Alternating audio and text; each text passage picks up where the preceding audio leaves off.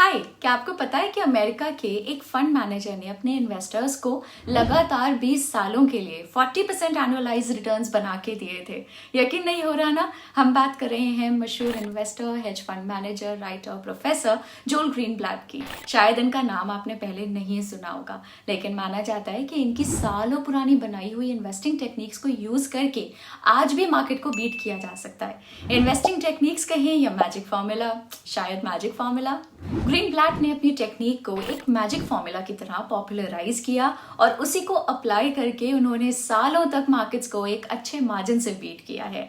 आज के वीडियो में हम इसी मैजिक फॉर्मूला की बात करेंगे और जानेंगे इस फॉर्मूला के अकॉर्डिंग इंडिया में टॉप 5 स्टॉक्स कौन से हैं। लेकिन उससे पहले ग्रीनब्लैट और उनकी इन्वेस्टिंग फिलॉसफी को समझते हैं।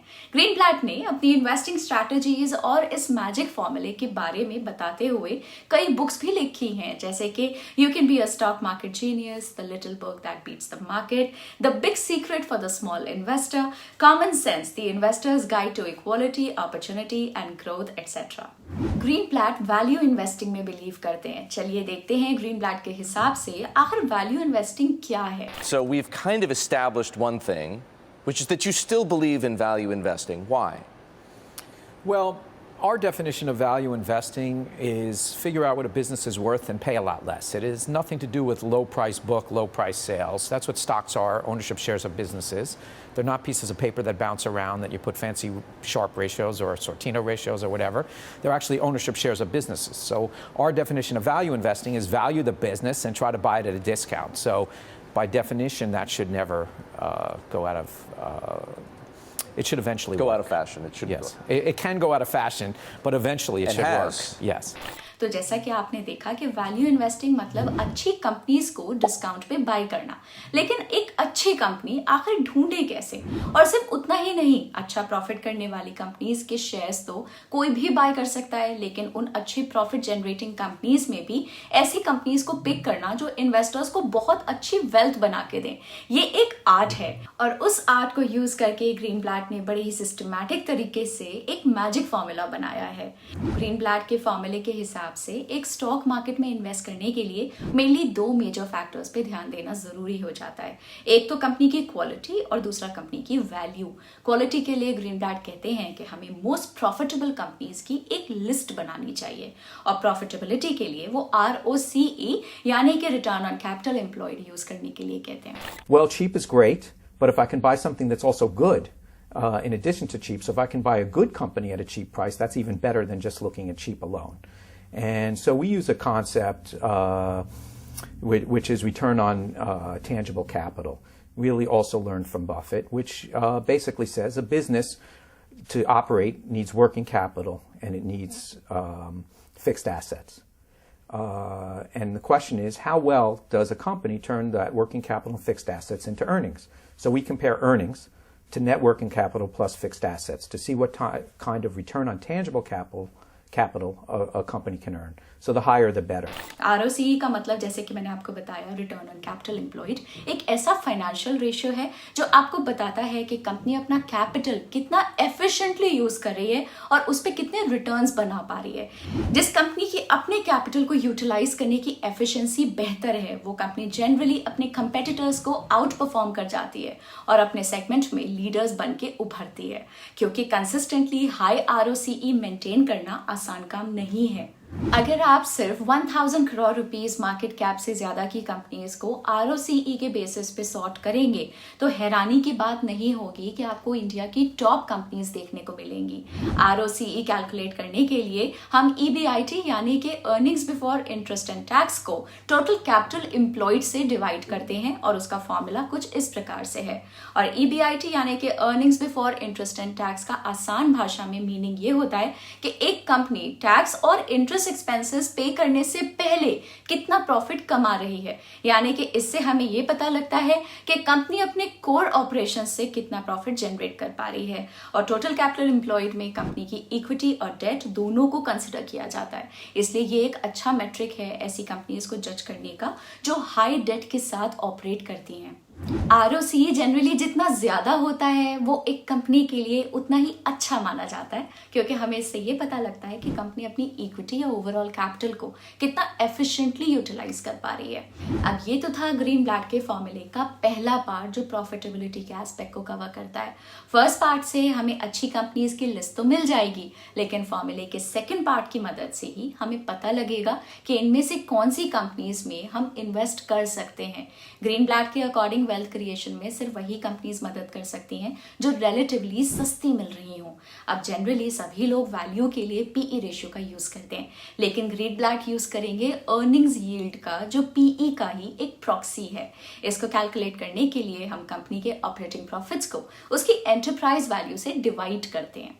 Right. So the concept what we look at is EBIT, earnings before interest and taxes, to take out companies with different amounts of debt and tax levels, which is earnings before interest and taxes, and we compare that to enterprise value, which is basically the stock price plus the amount of debt per share that a company has.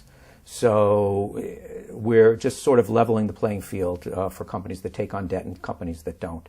But when you buy a share of stock, what you're really doing is paying for the equity, but you're also assuming the debt that the company took on. So we're taking that into account. But really all we're doing is comparing the earnings of a company to the price that we're paying. Enterprise value calculate करने के लिए आपको company की market capitalisation और total date में से company के cash को माइनस करना होगा। यहाँ पे एंटरप्राइज वैल्यू का यूज इसलिए किया गया है क्योंकि इससे हम कंपनी की टोटल मार्केट वैल्यू को अकाउंट में ले सकते हैं। मार्केट कैप के फॉर्म में कंपनी की total equity value along with its debt हमें उस कंपनी की ओवरऑल वैल्यू का एक मेजर देता है, और मार्केट कैप में ऑलरेडी कंपनी का शेयर प्राइस भी फैक्टर्ड इन होता है। जैसा कि ग्रीन ब्लैट ने बताया, एंटरप्राइज वैल्यू की मदद से हम उन कंपनीज जिनके पास डेट है और वो कंपनीज जिनके पास डेट नहीं है उन्हें एक ही लेवल पर लेकर आते हैं। सो ओवरऑल अर्निंग्स यील्ड यानी कि EBIT divided by enterprise value से हमें ये पता लगता है कि कंपनी अपनी टोटल मार्केट वैल्यू के ऊपर कितना प्रॉफिट कमा रही है।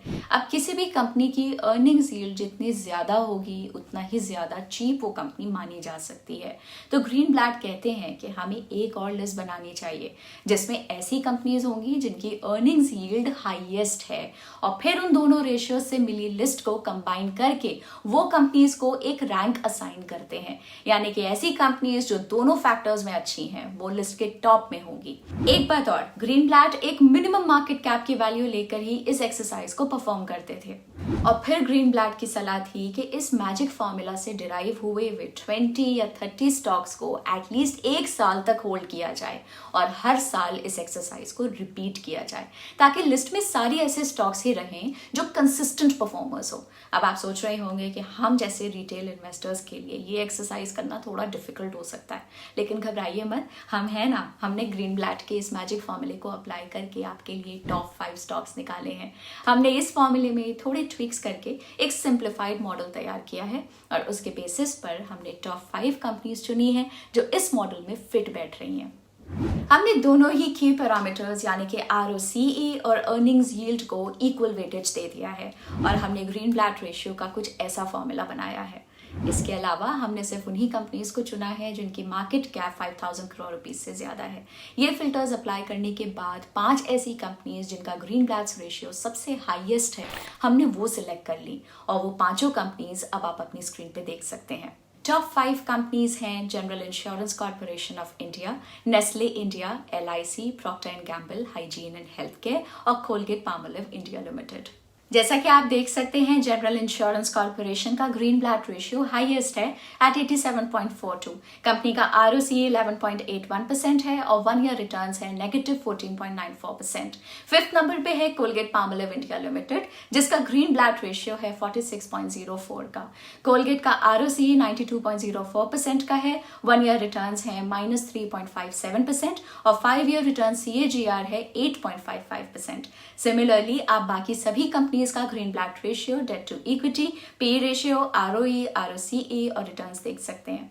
मगर एक बात ध्यान रखिए, आपको इन स्टॉक्स में डायरेक्टली जाके इन्वेस्ट नहीं करना चाहिए। ये एजुकेशनल वीडियोस हम इसलिए बनाते हैं ताकि आप समझ सकें कि कैसे एक्सपर्ट्स अलग अलग मैट्रिक्स अप्लाई करके स्टॉक्स फिल्टर करते हैं। लेकिन किसी भी स्टॉक में इन्वेस्ट करने के डिसीजन को लेने से पहले आपको एक सेकंड लेवल ऑफ रिसर्च भी करनी चाहिए। आज के लिए बस इतना ही। अगर आपको ये वीडियो पसंद आया हो और कुछ नया सीखने को मिला हो तो आप इसको लाइक करिए और अपने फ्रेंड्स के साथ जरूर शेयर करिए। मार्केट के बारे में लेटेस्ट अपडेट्स के लिए ग्रो के चैनल को सब्सक्राइब करिए। Bye bye.